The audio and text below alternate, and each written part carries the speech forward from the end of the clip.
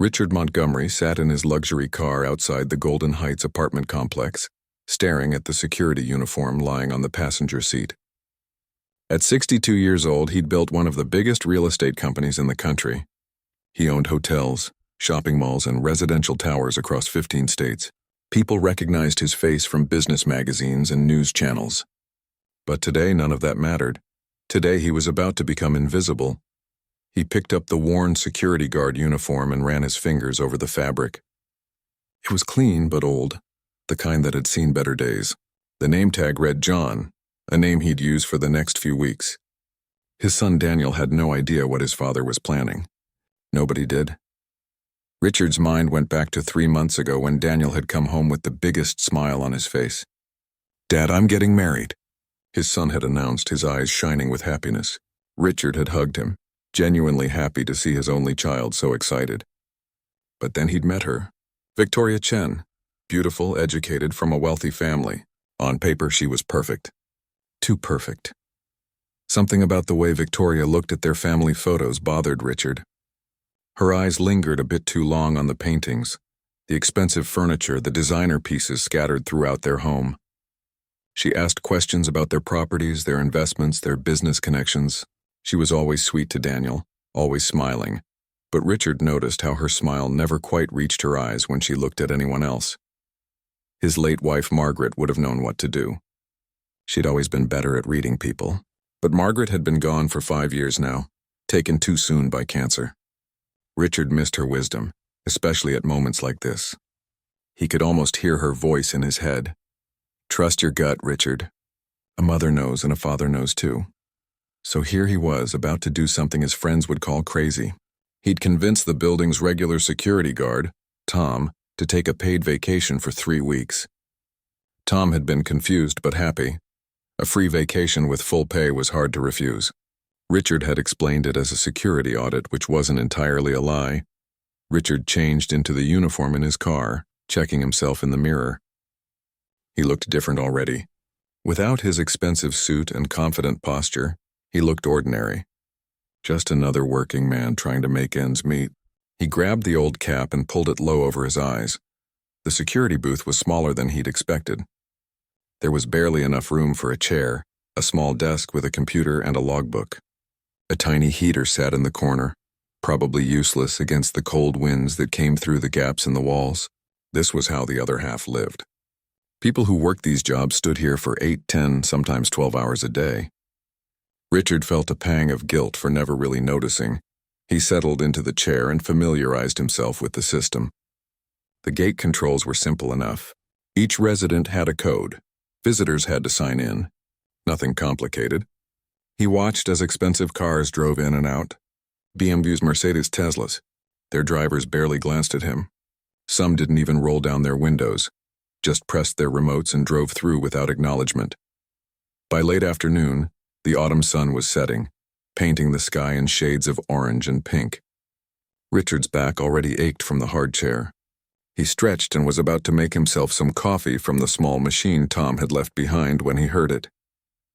The distinct purr of a luxury engine, a sleek black Mercedes pulled up to the gate. Through the tinted windows, he could make out a figure in the driver's seat. The window rolled down slowly, and there she was. Victoria Chen, his son's fiancée. She wore designer sunglasses even though the sun was nearly gone. Her hair was perfectly styled and her makeup looked fresh as if she'd just come from a salon. Richard's heart beat faster. This was it. The test was beginning. Victoria looked at him, and for a moment he worried she might recognize him. But her eyes passed over him without any hint of recognition. He was just a security guard to her, invisible, insignificant. "You're new," she said. It wasn't a question. It was a statement, flat and uninterested, as if she was commenting on a change in furniture rather than greeting a human being. "Yes, ma'am. Good evening," Richard said, keeping his voice friendly and polite. He deliberately made it sound different from his usual tone, adding a slight roughness to it.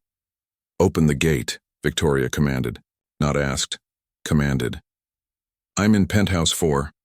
Richard reached for the clipboard with the visitor log. "I'll just need to see your identification and have you sign in, please." New security protocols. Victoria's perfectly shaped eyebrows rose above her sunglasses. "Excuse me." Her tone had turned icy cold. Do you know who I am? I'm sorry, ma'am, but I'm new here and I'm Daniel Montgomery's fiancée, she interrupted, saying his son's name like it was supposed to open all doors. I don't sign in like common visitors. I practically live here. Richard kept his expression neutral, though inside his stomach was churning. I understand, ma'am, but everyone needs to follow the new procedures. It's for security reasons. I'm sure you understand.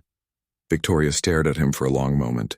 He could feel the anger radiating from her, even through the car window. Then she snatched the clipboard from his hand so roughly that it almost fell. She scribbled something illegible on the paper and thrust it back at him. There. Happy now? She snapped. Richard took the clipboard back carefully. Thank you, ma'am. Have a good evening. He pressed the button to open the gate. Victoria didn't respond. She didn't say thank you. She didn't even nod. She just rolled up her window and drove through the gate the moment it was wide enough for her car to fit through.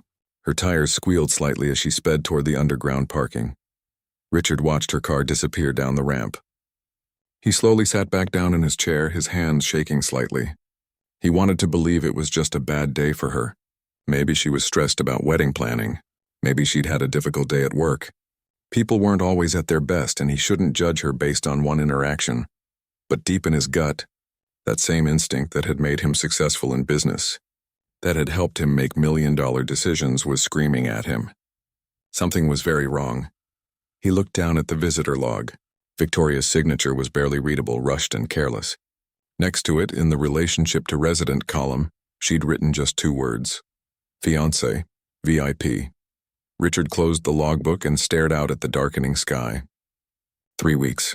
He'd give this test 3 weeks. He hoped desperately that he was wrong about Victoria. He hoped his son had found genuine love. But if he was right, if Victoria was only after the Montgomery name and fortune, then Daniel needed to know before it was too late. The test had begun, and Richard already felt his heart breaking at what he might discover. The next morning, Richard arrived at the security booth before sunrise. He'd barely slept, tossing and turning in his king-sized bed at home, thinking about Victoria's cold dismissal. He kept telling himself to be fair, to give her more chances. One bad interaction didn't define a person. The morning shift was quiet. Residents left for work, most of them in a hurry. Richard greeted each car with a smile and a wave. Some people nodded back. Many didn't even look at him. He was learning what it felt like to be truly invisible, and it was a humbling experience. Around noon, Victoria's Mercedes appeared again. Richard straightened up, ready to give her another chance. Maybe today would be different. The window rolled down. Victoria was on her phone laughing at something. She didn't even glance at him as she tossed her resident card toward the booth window. It fell short and landed on the ground outside. Richard bent down to pick it up, his knees protesting. As he stood back up, Victoria was still talking on her phone, completely unaware or uncaring that she'd just made an old man bend down unnecessarily. No, the wedding planner is driving me crazy, Victoria said into her phone, still not looking at Richard. Can you imagine? She suggested we cut the guest list to 300. 300! I told her if we can't do at least 500, what's even the point? Richard scanned her card and opened the gate. Victoria drove through without a pause in her conversation, without a glance, without even the smallest acknowledgement that he existed. That evening, things got worse. Around 6 o'clock, Richard was helping an elderly resident, Mrs. Patterson from apartment 2B. She was struggling with several grocery bags, and her hands were shaking as she tried to unlock the pedestrian gate while holding everything. Let me help you with those, ma'am, Richard said warmly, stepping out of his booth. Oh, thank you so much. Dear, Mrs. Patterson said gratefully. These old hands aren't what they used to be. Richard took the heavier bags from her and was about to guide her through the gate when Victoria's car pulled up behind them, honking loudly. Both Richard and Mrs. Patterson jumped at the sudden noise. The elderly woman nearly dropped the bag she was still holding. Move, Victoria shouted from her car. Some of us have places to be. Just one moment, miss, Richard called back, trying to keep his voice calm. I'm helping this lady with her groceries. I don't care, Victoria yelled, honking again. Do your job and open the gate for cars, not pedestrians. Mrs. Patterson's face had turned red with embarrassment. I'm so sorry, she whispered to Richard. I'm causing trouble. "You're not causing any trouble at all," Richard assured her gently, though inside he was furious. He helped Mrs. Patterson through the pedestrian gate and made sure she was steady before returning to open the vehicle gate. Victoria roared through the moment it was open, her car coming so close to the booth that Richard had to step back. As she passed, she rolled down her window just long enough to shout, "Learn to prioritize." Richard stood there breathing heavily, watching her car disappear. This wasn't just a bad day. This was who she was. Over the next few days, the pattern continued and worsened. Richard kept a small notebook where he jotted down observations. He felt like a detective, but a sad one, documenting the downfall of his son's happiness. On Wednesday, Victoria arrived during a rainstorm. Richard didn't have an umbrella. He'd forgotten it at home. His uniform was getting soaked and water was dripping from his cap. The small booth provided almost no protection from the rain that was blowing sideways. Victoria's car pulled up, dry and warm inside. She looked at him through her window and Richard saw her nose wrinkle in disgust. "You're dripping everywhere," she said, her voice full of distaste. "Don't get any water on my car when you open the gate." Richard nodded, saying nothing. What could he say? He pressed the button with his wet hands and stepped back as far as he could while Victoria drove through. She didn't offer to bring him a towel. She didn't suggest he take a break to dry off. She just looked at him like he was something unpleasant she'd stepped in, but Thursday was the day that truly broke Richard's heart. He was at the booth around mid-afternoon when he saw Victoria walking toward the building entrance with shopping bags, expensive ones from boutique stores. Behind her, one of the building's housekeeping staff, a young woman named Lisa, was mopping the lobby floor. Lisa was probably in her early 20s, working hard, her hair pulled back in a simple ponytail. Richard watched through the glass doors as Victoria walked across the freshly mopped floor with her high heels, leaving dirty marks. Lisa politely said something. Richard couldn't hear what, but her body language was apologetic, probably asking Victoria to use the dry section. Victoria spun around, and even from a distance Richard could see the fury on her face. He moved closer to the door, pretending to check something so he could hear. "Excuse me?" Victoria's voice was sharp enough to cut glass. "Are you seriously telling me where I can walk in a building where my fiancé owns a penthouse?" "I'm sorry, miss," Lisa said softly, her eyes down. "I just mopped here and it's still wet." "You could slip." "I'm not going to slip," Victoria snapped. "Maybe if you did your job properly and put up signs, people would know. But I guess that's expecting too much, isn't it?" Lisa's face turned red. "I did put up signs, miss. There's one right there." Victoria glanced at the bright yellow wet floor sign that was clearly visible, then back at Lisa. "Well, I didn't see it. Maybe it should be bigger. Or maybe you should mop when people aren't trying to get to their homes." "I'm sorry, miss. I'll be more careful," Lisa said, her voice almost breaking. "You do that," Victoria said coldly. "And next time, maybe think about the fact that some people here are actually important." Richard's hands clenched into fists. He wanted to march in there and defend Lisa, to tell Victoria exactly what he thought of her. But he couldn't, not yet. He needed more evidence. He needed Daniel to see this for himself. That evening, Richard called his son. Daniel was still away on business, probably tired from his trip. "Hey, Dad," Daniel answered, sounding happy. "How are you?" "I'm good, son. How's the trip going?" "Exhausting but productive. I can't wait to get home, though." "I miss Victoria," Richard's heart sank. "That's nice. You two are doing well, then?" "Better than ever, Dad. She's been texting me pictures of wedding venues. I think she's found the perfect place. It's expensive, but you only get married once, right?" "Right," Richard said quietly. "Daniel, when you get back, can you do me a favor?" "Sure, what's up?" "I want to talk to you about something. It's important, but I want to do it in person." There was a pause on the other end. "Is everything okay? You're not sick, are you?" No, nothing like that. I'm fine. I need to show you something. Trust me on this?" "Always, Dad. I'll come straight to your place when I land next week." "Actually," Richard said carefully, "I need you to meet me somewhere else first. I'll text you the details." After he hung up, Richard sat in his car outside the apartment building, still wearing the damp security uniform. He watched the lights in the penthouses turning on as evening fell. Somewhere up there, Victoria was probably planning her perfect wedding, dreaming of becoming Mrs. Montgomery. But not if Richard could help it. Not if he could save his son from a lifetime of unhappiness with someone who only saw dollar signs when she looked at him. The hardest part wasn't pretending to be a security guard. The hardest part was watching his son's future happiness crumble before his eyes and not being able to do anything about it yet. He needed proof that even love-blind Daniel couldn't deny, and with each passing day, Victoria was giving him exactly that. By the second week, Richard had developed a routine. He arrived at the security booth at 7 in the morning and stayed until 7 in the evening.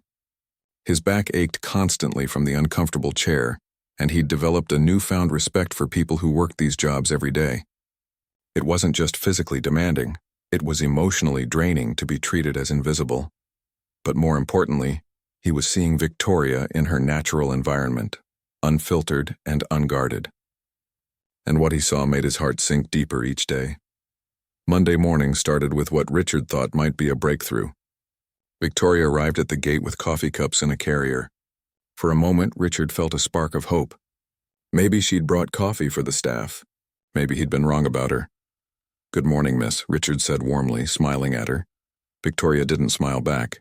She didn't even look at him. She just pressed her remote, and when the gate didn't open immediately, she honked her horn impatiently. "Sorry, ma'am," Richard said, quickly pressing the manual override. There was a small delay. As she drove past, Richard saw the coffee cups clearly. 4 of them.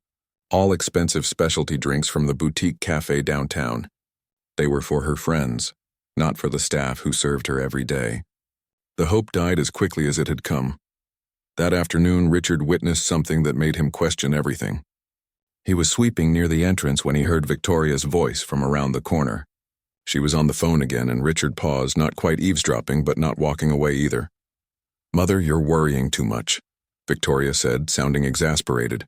"Yes, I know Daniel isn't as exciting as some of my other options. But he's safe, stable, and let's be honest, the Montgomery name opens doors that money alone can't." Richard's heart started pounding. He pressed himself against the wall, staying out of sight. "Of course I care about him," Victoria continued, but her tone suggested otherwise. "He's sweet. A bit naive, actually, which works in my favor. His father already thinks I'm perfect for him.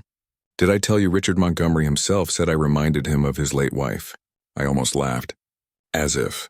Richard felt physically ill. He'd said those words to her at their first meeting, trying to be welcoming, trying to make his son's choice feel validated.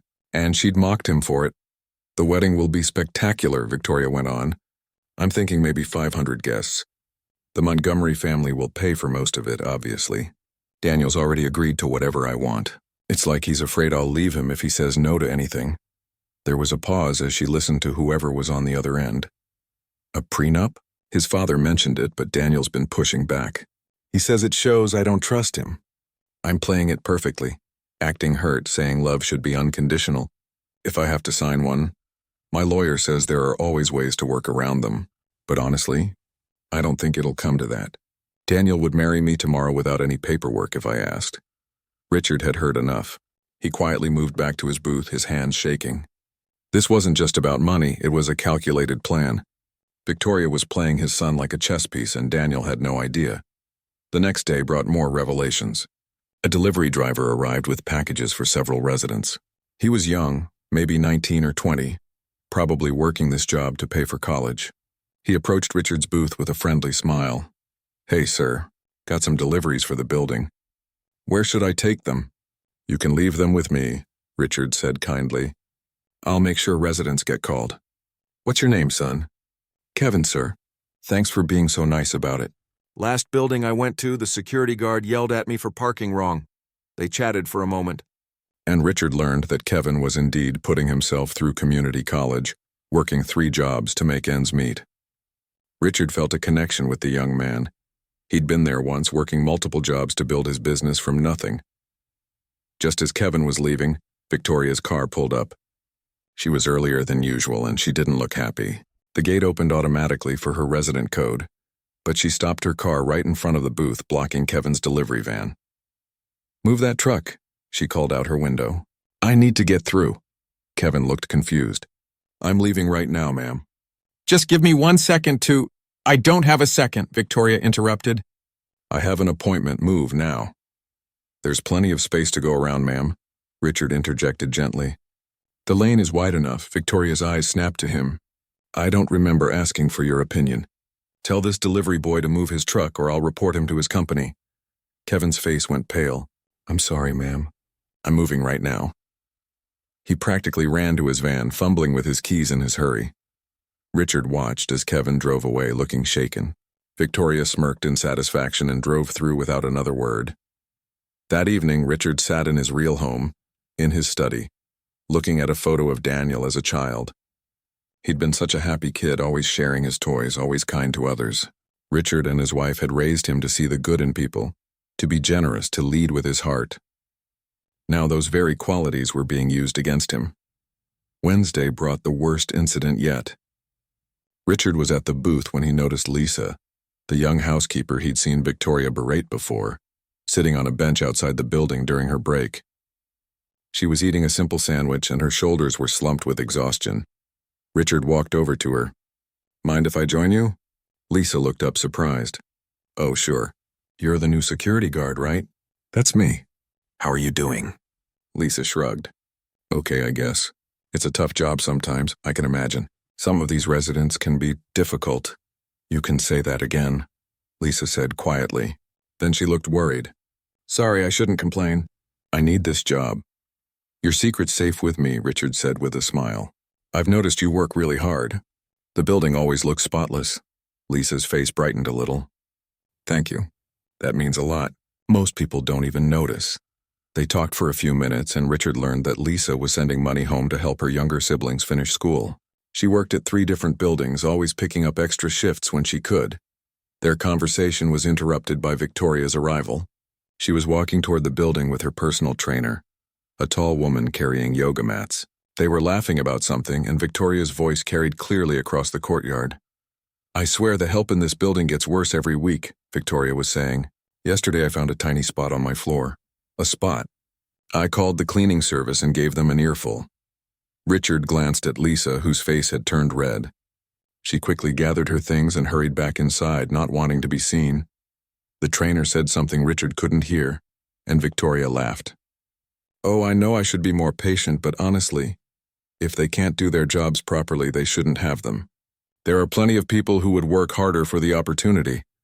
Richard's jaw clenched. He'd built his fortune by valuing every person in his organization, from the janitors to the executives. His wife had taught him that how you treat people says everything about your character. And Victoria's character was showing itself clearly now. Thursday afternoon, Richard decided to try something different. When Victoria came to the gate, he attempted friendly conversation. Afternoon, miss. Nice weather we're having. Victoria barely glanced at him. She was scrolling through her phone. Miss? What? Her tone was sharp with irritation. I was just saying it's nice weather. How has your day been? Victoria looked at him like he'd just spoken a foreign language. Why are you talking to me? Richard was taken aback. I was just being friendly.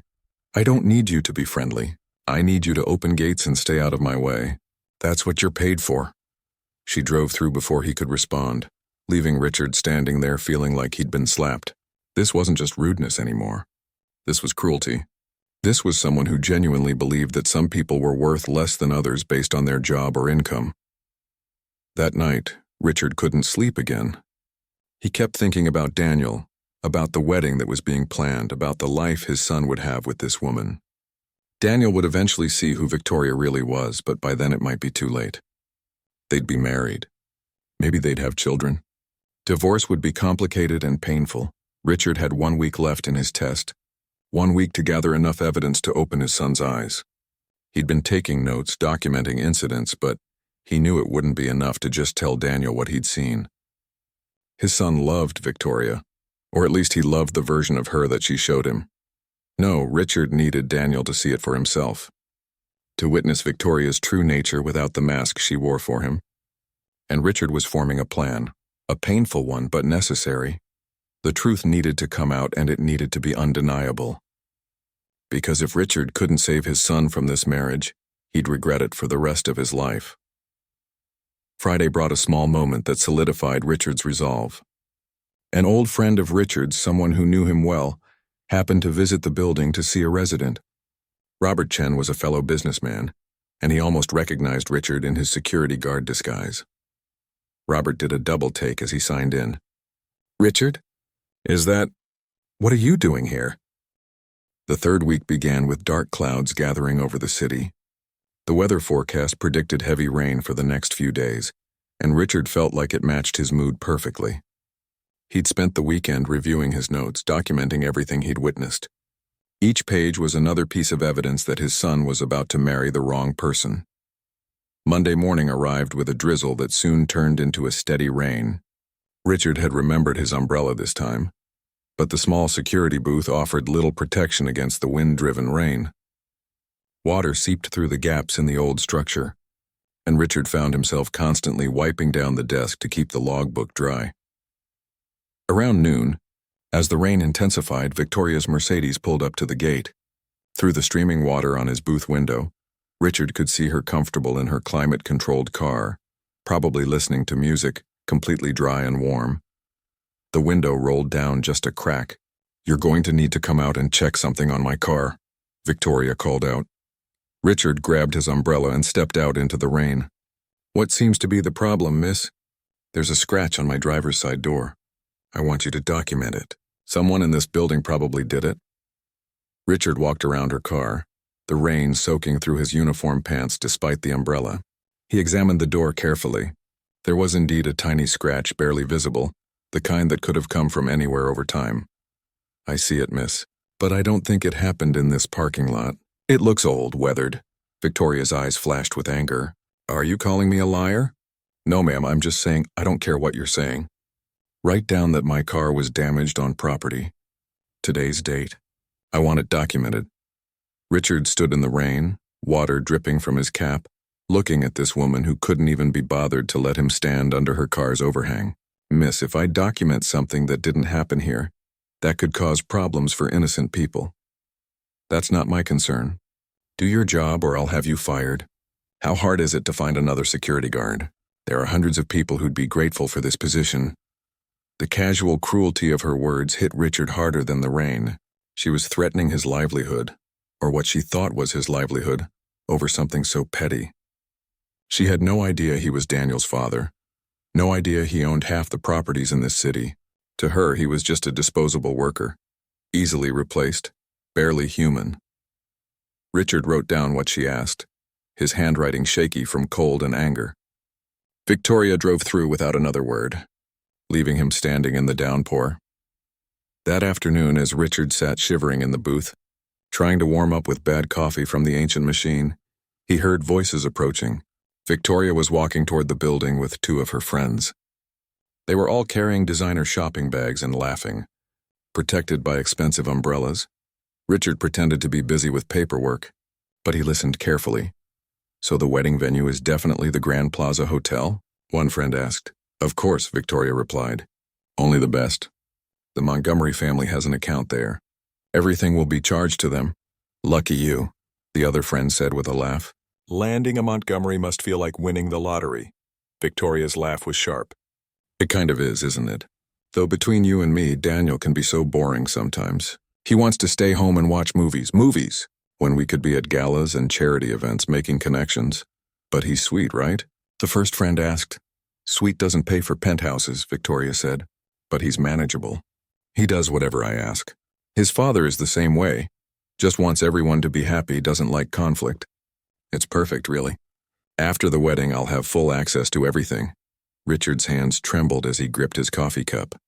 The booth suddenly felt too small, too confining. He wanted to storm out there and confront her right then, but he forced himself to stay still to listen. "What about the prenup situation?" one friend asked quietly. "Daniel keeps saying we don't need one because he trusts me," Victoria said smugly. "The old man mentioned it once, but Daniel shut him down. Said love shouldn't come with contracts. Can you believe that?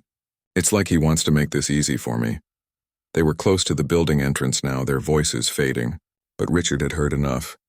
He sat back down heavily in his chair, his wet uniform clinging to him, feeling colder than the weather could account for. His phone buzzed. A text from Daniel. "Landing Thursday afternoon, Dad. Can't wait to see you. Victoria's planning something special for when I get back. I'm the luckiest guy in the world." Richard stared at that message for a long time. The luckiest guy in the world. His son had no idea he was walking into a trap. a carefully constructed scheme where he was valued only for his bank account and family name. The rain continued throughout Tuesday. Richard had developed a cough from being soaked the day before, but he showed up anyway. He couldn't miss these final days. The weather matched his mood. Gray, heavy, cold. Around 3 in the afternoon, Victoria's car pulled up again. This time she didn't even roll down her window. She just pressed her remote impatiently, honking when the gate didn't open fast enough. The automatic system had been running slow in the rain, and Richard was trying to fix it manually. When the gate finally opened, Victoria sped through so fast that her car sent up a spray of water from a puddle, drenching the front of Richard's booth and the papers on his desk. The logbook was soaked. Hours of careful records ruined. Richard stood there looking at the water damage at his soaked paperwork, and something inside him hardened. This wasn't just about Daniel anymore. This was about basic human decency, about treating people with respect regardless of their position in life. That evening, as he drove home in his luxury car, still wearing the damp security uniform, Richard's phone rang. It was his lawyer, James, calling about a business matter. "Richard, I've been trying to reach you all week. Where have you been?" "Working on something personal, James. What's going on?" They discussed business for a few minutes, but James could tell something was wrong. "You sound different, tired. Is everything all right?" "James, let me ask you something. How do you know when someone is genuine? When their interest in you is real, and not just about what you can give them?" There was a pause. "This is about Daniel's wedding, isn't it?" Richard had known James for 20 years. The lawyer was more than just a business associate. He was a friend. "I'm testing his fiancée. I've been working as a security guard at their building for 3 weeks." "You what?" James sounded shocked. "I needed to see who she really is." "And James?" "It's worse than I thought. She's only after the money." She said as much to her friends. "She's playing Daniel, using his kindness against him." "What are you going to do?" "I'm going to show him the truth. He won't believe me if I just tell him. He needs to see it himself." "Be careful, Richard. People don't like having their illusions shattered, even when it's for their own good." After he hung up, Richard sat in his home office looking at a photo of his late wife. "Margaret," he whispered to the picture, "am I doing the right thing? Am I being overprotective? Or am I saving our son from a terrible mistake?"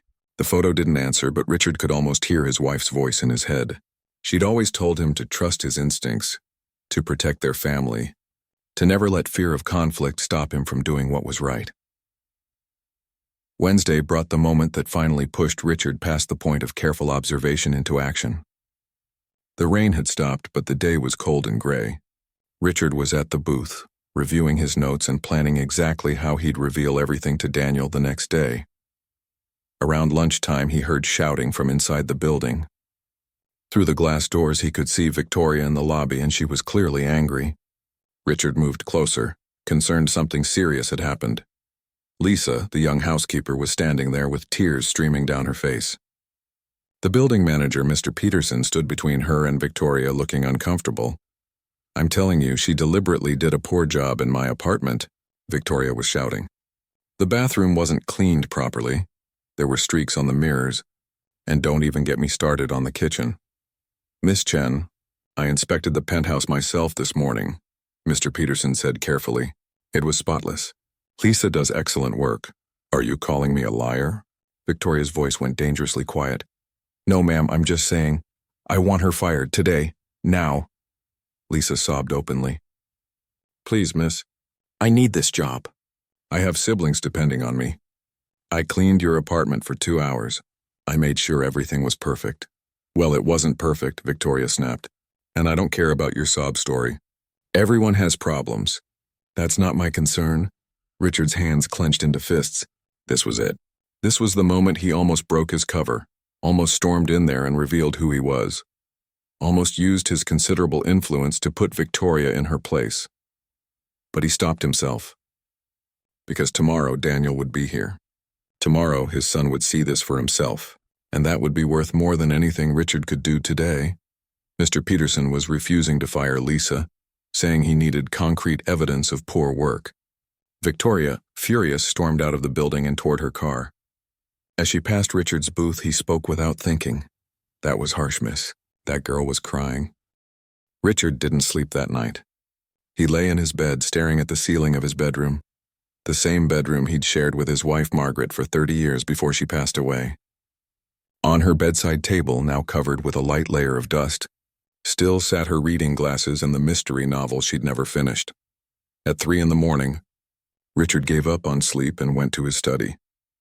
He turned on the small desk lamp and pulled out a leather-bound journal, Margaret's journal from when Daniel was born. She'd written entries for their son, little messages and observations about his childhood that she'd wanted him to have someday. Richard opened to a random page and saw Margaret's handwriting. Daniel shared his birthday cake with every kid at the party today, even the ones who hadn't given him gifts. He said it didn't matter because birthdays are about being happy together, not getting presents. Richard, we've raised such a good boy. He has your business sense, but also your father's heart. The one you always say you got from your own dad. The one that sees people, really sees them. Never let him lose that. Tears blurred Richard's vision. They had raised a good boy, a kind man, and now that kindness was being weaponized against him. Victoria had found Daniel's weakness, his generous heart, and she was using it to manipulate him. Richard spent the next few hours going through his evidence one more time. He'd kept detailed notes in a small notebook, dates, times, incidents, exact quotes when he could remember them. He'd recorded some of Victoria's phone conversations on his smartphone. He'd documented her treatment of staff, her words about Daniel, her calculated plans. But even with all this evidence, Richard knew the truth. His son wouldn't want to believe it. Love made people blind, and Daniel loved Victoria, or at least he loved the version of her that she showed him. The Victoria who laughed at his jokes, who held his hand during movies, who texted him sweet messages throughout the day. That Victoria was an act, a carefully maintained illusion. But how do you prove that to someone who's never seen behind the mask? Around dawn, Richard made himself coffee and sat by the window, watching the sun rise over the city he'd helped build. He'd arrived here 40 years ago with nothing but ambition and determination. He'd worked construction jobs during the day and taken business classes at night. He'd saved every penny, made smart investments, treated people fairly, and slowly built his empire. Money had never changed who he was fundamentally. He still remembered what it was like to worry about rent, to choose between fixing his car or buying groceries, to feel invisible to people who had more than him. Those experiences had shaped his values, taught him to respect everyone regardless of their job or income. But Victoria had never struggled. She'd grown up wealthy, insulated from the real world, surrounded by people who told her she was special simply because of her family name and trust fund. She'd never learned that a person's worth had nothing to do with their bank account, and now she was teaching Daniel the wrong lessons.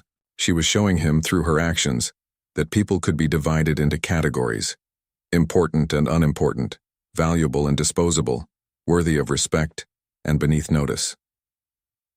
Richard's phone buzzed. A text from Daniel. "Just landed, Dad, on my way to you. This better be good. I was planning to surprise Victoria with breakfast." Richard's heart clenched. His son had no idea that in a few hours everything would change. He texted back, "It's important, son. Trust me." Richard showered and put on the security guard uniform one last time. As he buttoned up the shirt, he looked at himself in the mirror. He looked tired, older. These 3 weeks had aged him. The weight of what he knew, what he'd witnessed, sat heavy on his shoulders. He arrived at the Golden Heights security booth at noon, giving himself plenty of time before Daniel was scheduled to arrive. The day was clear and cold, the kind of autumn day where the sky is impossibly blue and the air has a crisp bite to it. Around 1 o'clock, Richard's phone rang. It was his business partner calling about an urgent matter. As Richard handled the call discussing a multi-million-dollar deal, he was suddenly struck by the absurdity of his situation. Here he was, sitting in a tiny security booth, wearing a worn uniform, while simultaneously negotiating deals that most people couldn't even imagine. The call ended just as he noticed Mrs. Patterson, the elderly resident he'd helped with groceries, approaching the pedestrian gate. She was struggling again with shopping bags. Richard immediately left the booth to help her. "Let me get those for you, ma'am." "Oh, you're so kind," Mrs. Patterson said, her face lighting up. "You know, you're the nicest security guard we've ever had here. The last one barely spoke to anyone." "It's my pleasure, ma'am. How have you been?" They chatted as he helped her inside. Mrs. Patterson told him about her grandson who was starting college, about her arthritis that made carrying things difficult, about how grateful she was for small kindnesses in a world that often felt too busy and impersonal. "You're a good man," she said as they reached her apartment door. "Your family must be proud of you." Richard felt a lump in his throat. "Thank you. That means more than you know." As he walked back to the booth, Richard thought about what she'd said. He'd spent 3 weeks being invisible to most residents, treated as less than by Victoria, but he'd also experienced genuine human connections. People like Mrs. Patterson, like Lisa the housekeeper, like Kevin the delivery driver, they'd seen him as a person, not as a job title. It was almost 2 o'clock. Richard's heart started beating faster. He positioned himself in the booth where he could see both the entrance and the vehicle gate. His phone buzzed. "Daniel, 5 minutes away." Richard typed out instructions carefully. "Don't come to the booth yet. Park across the street where you can see the entrance. Wait there. I'll text you when to come over. Important." A few minutes later, Richard saw his son's car pull up across the street. Daniel was visible through the windshield, looking confused and worried. Richard gave him a small wave, then held up one finger. "Wait." Then, like clockwork, Victoria's Mercedes appeared at the gate. She was earlier than usual, which might complicate things, but Richard was ready. He'd prepared for this moment. Victoria's window rolled down. She was on her phone, as always, talking to someone. Richard recognized the voice on the other end. It was her friend, the same one she'd been talking to before. I know, Victoria was saying, not even looking at Richard as he approached her car. "Daniel gets back today. I'm going to play it perfectly. Act like I missed him so much, maybe even cry a little. He eats that stuff up." Richard deliberately took his time with the gate mechanism. He needed her to keep talking. "The wedding planning has been exhausting," Victoria continued, "but it'll be worth it. Once we're married, I'll have access to everything. The Montgomery accounts, the properties, the connections. My mother is already planning the charity events we'll host. It's going to open so many doors." The friend said something Richard couldn't hear, and Victoria laughed. "Love him? I mean, he's fine. He's not awful or anything. But let's be real. I'm marrying the Montgomery fortune more than I'm marrying Daniel, though I'll never let him know that, obviously." Richard glanced across the street. Daniel was still in his car, but Richard could see him on his phone. He was recording. Richard had texted him to do exactly that before Victoria arrived. "The best part is how easy he is to manipulate," Victoria was saying, completely oblivious to the fact that her fiancé was listening to every word. "All I have to do is act a little upset and he'll do anything to make me happy. His father is the same way. They're both so eager to please, so afraid of conflict. It's actually kind of pathetic." Richard felt his heart breaking, not for himself but for his son, who was hearing the woman he loved reveal her true self in the cruelest way possible. Victoria's friend must have warned her about being overheard, because Victoria glanced at Richard dismissively. "Don't worry, it's just the security guard. He's like furniture. They don't matter." That was the final straw. Richard straightened up and looked Victoria directly in the eyes. When he spoke, he didn't use the rougher voice he'd been affecting for 3 weeks. He used his real voice, the one that commanded boardrooms and closed billion-dollar deals. "Actually, miss, we matter quite a bit. All of us. The security guards, the housekeepers, the delivery drivers. We're human beings and we deserve basic respect and dignity." Victoria blinked, confused by his sudden assertiveness and the change in his voice. "Excuse me? Who do you think you're talking to?" "I know exactly who I'm talking to," Richard said quietly. "I've known for 3 weeks now." Across the street, Richard saw Daniel getting out of his car. His son's face was pale, his expression a mixture of shock, hurt, and growing anger. Daniel started walking toward the gate, his phone still in his hand, still recording. Victoria was too focused on Richard to notice. "If you're trying to get yourself fired, you can't fire me," Richard interrupted. "But I could fire you if you actually worked for me."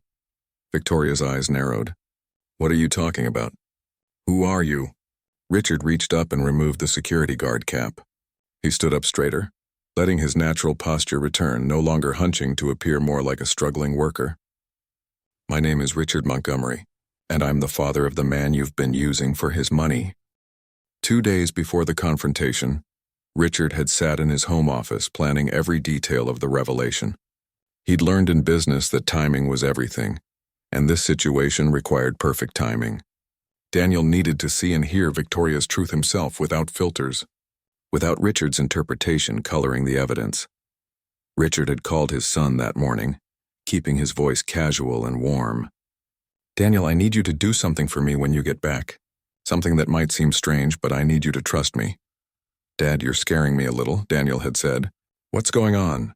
"I can't explain over the phone. But when your flight lands on Thursday, I need you to come to Golden Heights apartment complex. Don't tell Victoria you're back. Don't go to the penthouse. Just park across the street from the security gate around 2 p.m. and wait for my signal." "This is about Victoria, isn't it?" Daniel's voice had been quiet, uncertain. Richard had paused, choosing his words carefully. "It's about making sure you have all the information you need before you make the biggest commitment of your life. Will you trust me?" There had been a long silence on the other end. Finally, Daniel had said, "You've never steered me wrong, Dad. Okay, I'll be there." Now, standing in the security booth on Thursday afternoon, Richard felt the weight of that trust. Daniel had always believed in him, had always trusted his father's judgment. Richard couldn't let him down, even though what he was about to show his son would hurt worse than anything. He'd spent the morning reviewing his plan over and over. Victoria usually arrived at the building around 2:15. Richard had been tracking her schedule for 3 weeks. She was nothing if not predictable. She'd arrive, she'd be on her phone, and she'd say things she'd never say if she knew Daniel was listening. But Richard couldn't leave it to chance. He needed to create the perfect situation, one where Victoria's mask would completely fall away, where Daniel would see and hear everything clearly. At 1:30, Richard texted Daniel detailed instructions. "When you arrive, park across the street with a clear view of the security gate. Keep your engine off. Open your window slightly. You'll need to hear. Keep your phone ready to record. Don't react no matter what you see or hear. Stay in your car until I give you the signal. This is important, son." "Trust me," Daniel's response came quickly. "I'm scared, Dad. What am I going to see?" Richard's fingers hovered over his phone keyboard. How do you tell your son that he's about to watch his dreams shatter? How do you prepare someone for that kind of pain? "The truth," Richard finally typed. "You're going to see the truth. And I'm so sorry, but you need to see it." At 1:45, Richard saw Daniel's car pull up across the street. His son parked in the exact spot Richard had suggested, with a clear line of sight to the security booth and the gate. Richard could see Daniel's face through the windshield, tense, worried, confused. Richard gave him a small wave and held up his hand. "Wait. Be patient." Daniel nodded, settling back in his seat. The wait was agonizing. Richard kept glancing at the clock, then at his son's car, then at the street. What if Victoria was late today? What if she'd changed her schedule? What if she didn't say anything incriminating? But Richard had watched her for 3 weeks. He knew her patterns, her habits, her tendency to talk freely on the phone when she thought no one important was listening. And he knew that Daniel's return from his business trip would be a topic of conversation. Victoria had been planning something special for his arrival. She'd mentioned it to her friends multiple times. At 2:10, Richard's phone buzzed. A text from Daniel. "Dad, I'm not sure I want to do this. Maybe we should just talk instead." Richard understood that impulse. Daniel was beginning to understand that whatever he was about to witness would change everything. And part of him wanted to turn away, to stay in the comfortable illusion where Victoria loved him for who he was. But Richard texted back firmly, 5 more minutes, son. You need to see this, for your future, for your life. Trust me." At 2:12, Richard heard it, the distinctive purr of Victoria's Mercedes engine. His heart rate picked up. This was it. Everything he'd worked for over the past 3 weeks came down to the next few minutes. The black Mercedes turned the corner and approached the gate. Richard could see Victoria behind the wheel, phone pressed to her ear, animated in conversation. Perfect. She was already talking. Richard just needed to keep her talking long enough for Daniel to hear. He deliberately moved slowly as her car approached, pretending to struggle with some paperwork at the booth. Victoria pulled up to the gate and didn't even glance at him, too focused on her phone conversation. I know, Victoria was saying, her voice clearly audible through her open window. The day was warm and she had her air conditioning off. "Daniel gets back today. I'm going to play it perfectly." Richard glanced across the street. Daniel had rolled down his window. He was leaning forward, straining to hear. His phone was up, recording. Richard moved to the gate controls, but he took his time, fumbling with them as if they were malfunctioning. He needed to keep Victoria there, keep her talking. The wedding planning has been exhausting, Victoria continued, completely oblivious to the audience she had. But it'll be worth it. Once we're married, I'll have access to everything. The Montgomery accounts, the properties, the connections. Richard saw Daniel's hand tighten on his phone. His son's face had gone pale, but he stayed in the car, still recording, following Richard's instructions. Victoria's friend must have said something funny because Victoria laughed. It was a cold sound, nothing like the warm laugh she used around Daniel. Love him? I mean, he's fine. He's not awful or anything, but let's be real. I'm marrying the Montgomery fortune more than I'm marrying Daniel. Across the street, Richard saw Daniel flinch as if he'd been physically struck. But he stayed where he was, listening, recording, gathering evidence. The best part, Victoria went on, is how easy he is to manipulate. All I have to do is act a little upset, and he'll do anything to make me happy. His father is the same way. They're both so eager to please, so afraid of conflict. Richard felt anger rise in his chest, not for himself, but for his son. This woman had studied Daniel, had found his kindest qualities, and had weaponized them. She'd turned his generosity into a weakness, his trust into a tool for manipulation.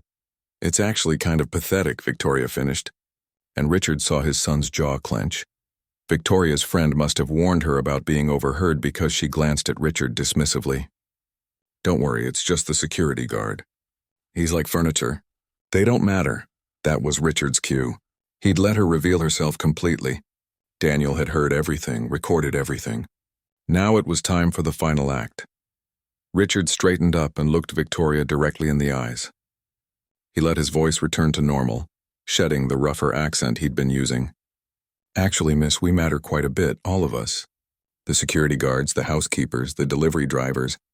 We're human beings, and we deserve basic respect and dignity. He saw Victoria's confusion, saw her trying to place why this security guard suddenly sounded different, more authoritative, more educated than she'd assumed. Excuse me? Victoria's voice was sharp with indignation. Who do you think you're talking to? I know exactly who I'm talking to, Richard said calmly. I've known for 3 weeks now. This was the moment. Richard gave Daniel a subtle signal, a small nod. Time to come over. Across the street, Daniel opened his car door and stepped out. He moved slowly, deliberately, his phone still in his hand. His face was a mask of hurt and betrayal, but there was something else there too, a kind of terrible clarity, like someone waking from a dream into harsh reality. Victoria was too focused on Richard to notice Daniel approaching from behind. If you're trying to get yourself fired, she started. You can't fire me, Richard interrupted. But I could fire you if you actually worked for me. He saw the moment confusion turn to suspicion in Victoria's eyes. What are you talking about? Who are you? Richard removed the security guard cap, letting it fall to the desk. He straightened to his full height, no longer slouching, no longer hiding who he was. My name is Richard Montgomery, and I'm the father of the man you've been using for his money. The transformation on Victoria's face was almost fascinating to watch. Shock, then recognition, then panic. Her eyes went wide, her mouth opened, her perfectly maintained composure cracking like thin ice. Your... Words failed her. Daniel's father. Yes. Richard's voice was steady, though inside he felt like his heart was being torn in two. I've been working as a security guard here for 3 weeks. I've watched you, listened to you, seen exactly who you are when you think no one important is watching. You had no right. Victoria's voice rose, panic turning to anger. That's entrapment. It's illegal. I'll sue you for what? Richard asked quietly. For being present while you said things you freely chose to say? For witnessing your behavior in public spaces? For caring enough about my son to make sure he knows who he's really marrying? Daniel will never believe you, Victoria said, but her voice was shaking now. She was starting to understand that this wasn't just between her and Richard anymore. He loves me. He trusts me. He'll what? Daniel's voice came from directly behind her car, and Victoria froze. The moment hung in the air like shattered glass suspended before falling. Daniel stood behind Victoria's car, his phone still recording. His face a landscape of emotions Richard had never seen on his son before. Hurt, betrayal, anger, and beneath it all, a terrible understanding that everything he'd believed about his relationship had been a carefully constructed lie. Victoria's hands gripped the steering wheel, her knuckles white. She was trapped between Daniel behind her and Richard in front, both men looking at her with eyes that finally saw clearly. The mask she'd worn so carefully for over a year had been ripped away and there was no hiding anymore. "Daniel," she tried again, her voice cracking. The tears were flowing now, real ones born of panic and desperation rather than manipulation. "Baby, please. You have to understand." "Understand what?" Daniel's voice was steady but strained, like a rope pulled too tight.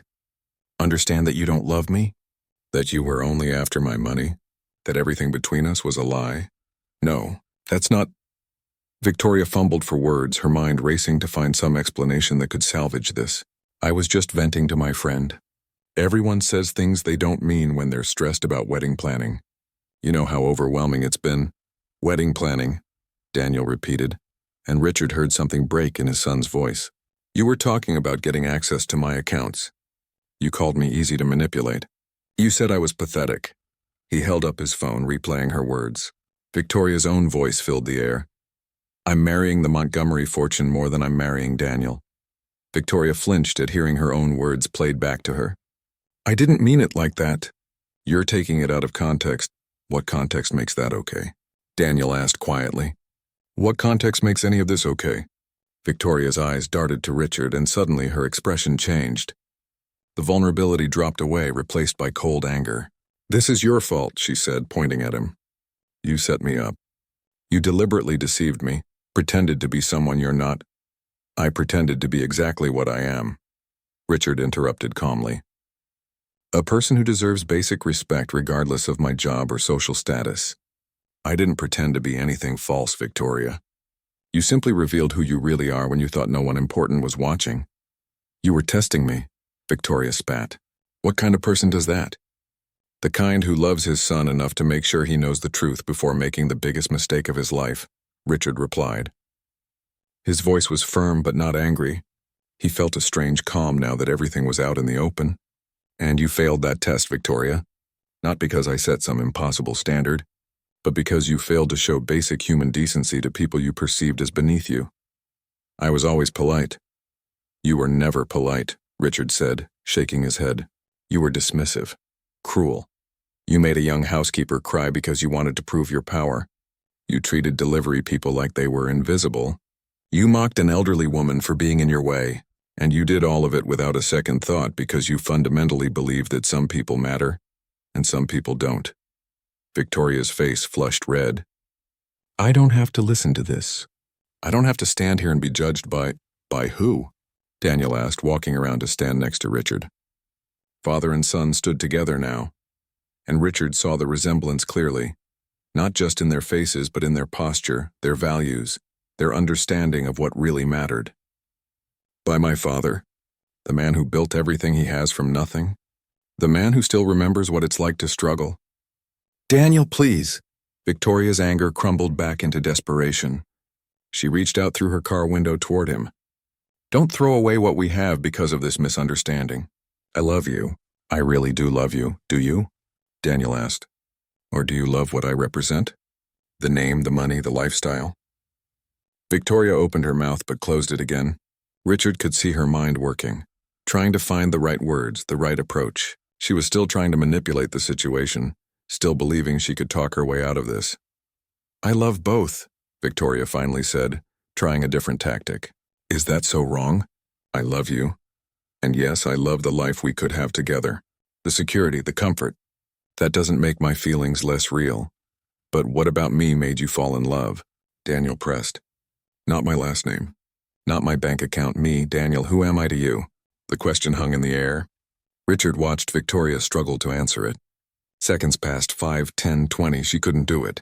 She couldn't name a single thing about Daniel's personality, his character, his interest, his dreams that she loved. "You're kind," she finally said. But even that sounded hollow. You make me laugh." "When was the last time I made you laugh?" Daniel asked quietly. Victoria blinked. We laugh together all the time." "Name one time. One specific moment." Again, silence. Victoria's face showed her panic. She was realizing that she'd been so focused on playing a role that she'd never actually connected with the person she was supposed to love. Richard felt his heart break for his son. This was the moment every parent dreads, watching your child realize that someone they trusted has betrayed them. But it was also a moment of strength, watching Daniel stand firm in his truth, refusing to be manipulated anymore. "I can't do this," Victoria said suddenly, her voice breaking. But it wasn't sadness in her tone, it was frustration, anger at being caught. "You want me to be someone I'm not. You want me to pretend that money doesn't matter, that status doesn't matter. But it does. It matters in the real world. Money matters," Daniel agreed, "but it shouldn't be the only thing that matters. And it definitely shouldn't matter more than treating people with basic respect." Victoria's expression hardened. The tears dried up as quickly as they'd appeared. "You know what? Fine, you want the truth? Here's the truth. I'm 28 years old. I come from a good family, I went to good schools, and I deserve a certain lifestyle. I deserve security and comfort. I deserve a partner who can provide that. And I could have provided all of that," Daniel said quietly, "if you'd actually loved me, if you'd been honest from the start about what you wanted. Would you have dated me if I'd been honest?" Victoria shot back. "If I'd said on our first date, by the way, I'm looking for someone financially stable who can give me the life I want, you would have run in the opposite direction." "Maybe," Daniel admitted, "but at least it would have been honest. At least you wouldn't have spent a year lying to me, making me believe you loved me for who I am." Victoria laughed, a bitter sound. "You're so naive, Daniel. Everyone has an agenda. Everyone wants something. At least I know what I want. You're just upset because you thought you'd found some fairy tale romance where money didn't matter, and love conquered all." "I'm upset because I trusted you," Daniel said, his voice rising for the first time. "I'm upset because I introduced you to my friends, my family. I was planning to spend my life with you. I was going to make you my wife, the mother of my children, and all of it was fake." "Not all of it," Victoria said, but there was no conviction in her words. "Enough of it," Daniel replied. "More than enough." He reached into his pocket and pulled out a small velvet box. Richard recognized it, the engagement ring box. Daniel had been carrying it to have the ring cleaned and resized. He opened it, and the diamond caught the afternoon light sparkling brilliantly. "This ring cost more than most people make in a year," Daniel said, looking at it. "When I bought it, I was so excited. I imagined proposing to you, seeing your face light up, starting our life together. I thought this ring represented our love, our commitment to each other." He closed the box with a snap. "But it was never about love for you, was it? It was about this. About what this ring cost. About what my name could give you. About access to accounts and properties and a lifestyle." "Daniel, don't do this," Victoria said, her voice taking on a pleading tone again. "Don't throw away everything we have because your father played games and manipulated the situation. We can work through this. We can go to counseling. We can't," Daniel interrupted, "because there's no we. There never really was. There was you pretending to be someone you're not and me too blind to see it." He held out the ring box toward her. "Here, take it. Sell it if you want. Use the money for whatever you need." Victoria stared at the box but didn't take it. "You're really ending this? Just like that? Over some things I said in private to a friend?" "I'm ending this because of who you are," Daniel said. "The things you said weren't a mistake or a moment of weakness. They were the truth. They were you. Finally being honest about what this relationship meant to you." Richard watched his son with pride and heartbreak mixing in his chest. Daniel was hurting. That was clear in every line of his face, every word he spoke. But he was also strong, standing up for himself, refusing to accept less than he deserved. Victoria finally took the ring box, her movements sharp and angry. "You'll regret this," she said. "When you're alone and you realize that everyone has an agenda, everyone wants something, you'll wish you'd stayed with me. At least I was honest about what I wanted, eventually." "I won't regret it," Daniel said quietly. "I might hurt for a while. I might have trouble trusting again. But I won't regret refusing to spend my life with someone who only saw me as a bank account." 3 months had passed since the confrontation at the Golden Heights apartment complex. Autumn had given way to winter, and the city was covered in a light blanket of snow. Richard sat in his home office looking out at the white landscape, thinking about how much had changed since that afternoon when truth had finally broken through deception. Daniel had taken the breakup hard at first. The first few weeks were rough. He'd moved out of the penthouse, too many memories of Victoria there, and stayed at Richard's house for a while. There were nights when Richard heard his son crying in his old bedroom, nights when Daniel questioned everything about himself, wondering how he'd been so blind. Did I just want to believe she loved me? Daniel had asked one night sitting across from Richard in the study. Was I so desperate to find what you and Mom had that I invented feelings that weren't really there? No, Richard had said firmly. You loved genuinely. She's the one who lied, who manipulated. That's not on you, son. Your capacity to love and trust isn't a weakness. It's a strength. She took advantage of that strength, but that doesn't make you wrong for having it. Slowly, painfully, Daniel had begun to heal. He threw himself into work at first, putting in long hours at the Montgomery Company offices. But Richard had noticed something different about his son's approach. Daniel started paying attention to things he'd never noticed before. Dad, did you know that the night cleaning crew hasn't had a raise in 2 years? Daniel had asked one evening about a month after the breakup. I was working late and I got talking with Carlos, one of the janitors. He's been with us for 15 years and he's making barely above minimum wage. I didn't know that, Richard had admitted, feeling ashamed. That's not right. I'm going to fix it, Daniel had said with determination. And I'm going to review everyone's salaries, not just the executives, everyone. Mom always said that a company's character shows in how it treats its lowest paid workers. Richard had smiled at that, seeing his late wife's influence alive in their son. The breakup with Victoria, as painful as it had been, had opened Daniel's eyes to things he'd never really seen before. Now, 3 months later, Daniel was a different man. Not broken, but better, more aware, more compassionate, more intentional about the values he wanted to live by. Richard's phone buzzed with a text from Daniel. Dad, I'm at the community center. Come by when you can. Want to show you something. Richard grabbed his coat and drove across town to Riverside Community Center, a facility in a lower-income neighborhood. Daniel had started volunteering there about 6 weeks ago, teaching a business basics class to young people who wanted to start their own enterprises, but didn't have formal education or resources. When Richard walked in, he found Daniel in a classroom with about 15 teenagers, all gathered around a whiteboard covered in business plan diagrams. His son was animated, excited, explaining concepts in simple terms that made sense. The most important thing isn't how much money you start with, Daniel was saying. It's your integrity, your work ethic, and how you treat people. My grandfather started with nothing but a strong back and a willingness to work hard. He treated every person with respect, and that reputation became worth more than money. Richard watched from the doorway, his heart swelling with pride. This was who Daniel really was, stripped of Victoria's influence, free to be the man he'd been raised to be. After the class ended, Daniel introduced Richard to the students. This is my dad, Richard Montgomery. He's the one who taught me everything I know about business, and more importantly about being a decent human being. The teenagers asked Richard questions, and he found himself enjoying their curiosity, their energy, their dreams.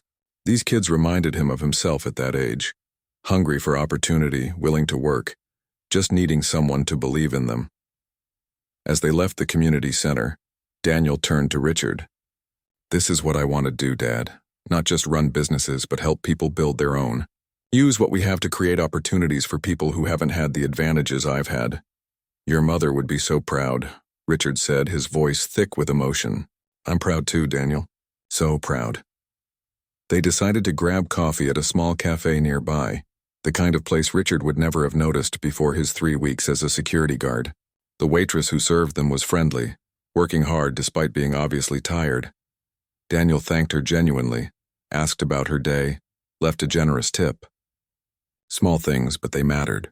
Richard saw how the waitress's face lit up at being seen, being treated like a person who mattered. I think about Victoria sometimes, Daniel said, stirring his coffee. Not because I miss her, but because I wonder if she'll ever understand what she missed. Real connection. Real relationships. Seeing people. Maybe she will someday, Richard said. But that's not your responsibility. You focus on your own path. I am, Daniel said with a smile. And Dad, thank you. I know I said it before, but I need to say it again. Thank you for caring enough to show me the truth. It hurt like crazy, but it saved my life. Over the next month, Richard watched his son continue to transform. Daniel joined boards of local nonprofits, increased wages throughout Montgomery companies, started mentorship programs, and became known not just as a wealthy businessman's son, but as someone who genuinely cared about people. And then, on a cold Tuesday in early February, Daniel called his father, sounding different, lighter, happier. "Dad, I met someone." Richard's heart clenched with worry and hope mixed together. "Tell me about her.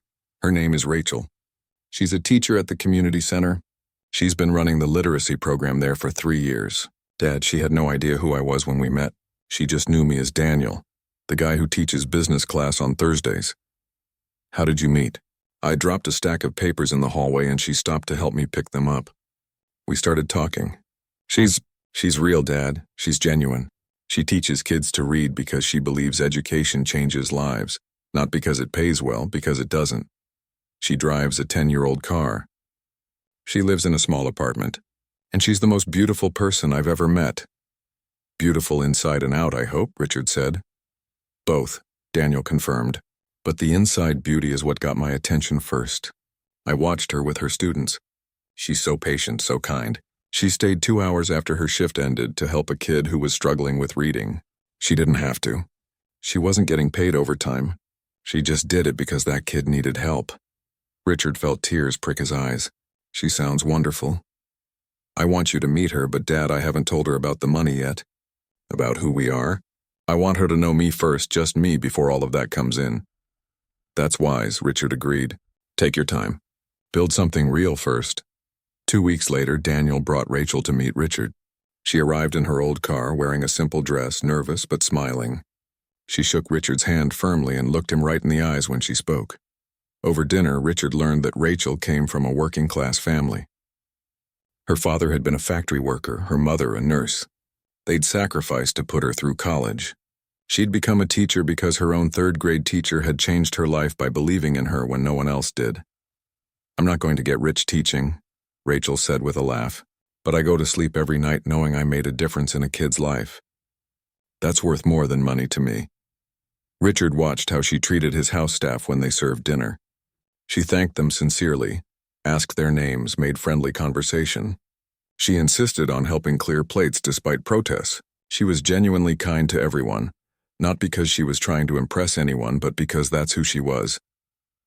After Rachel left, Daniel turned to his father with shining eyes. "So, what do you think?" Richard didn't hesitate. "I think she's everything Victoria wasn't. I think she sees you, really sees you." "And son, I think you see her too." "I do," Daniel said softly. "I really do. When I'm with her, I'm not Daniel Montgomery, heir to a fortune. I'm just Daniel. And she likes that Daniel. Maybe even loves him, though it's still early. Does she know yet? About the family business, the money?" "Not yet. But I'm going to tell her soon. I just wanted to build a foundation first. Something that's about us, not about what I can give her materially." When Daniel did tell Rachel the truth about his family's wealth, a month later, her reaction confirmed everything Richard had hoped. "Okay," Rachel had said simply. "That's nice. Your family has done well. That's it?" Daniel had asked, surprised. "You're not excited or overwhelmed?"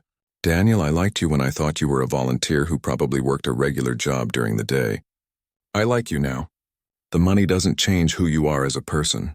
It doesn't change how you treat people or what's in your heart." She'd smiled. "Though I'll admit it's a relief to know you're financially stable. Teachers worry about practical things like that." They'd both laughed, and that had been that. The money was just a fact, not a defining characteristic, not the reason for their relationship. 6 months after the confrontation with Victoria, Richard received an unexpected phone call. It was from Lisa, the housekeeper from Golden Heights who Victoria had berated and tried to get fired.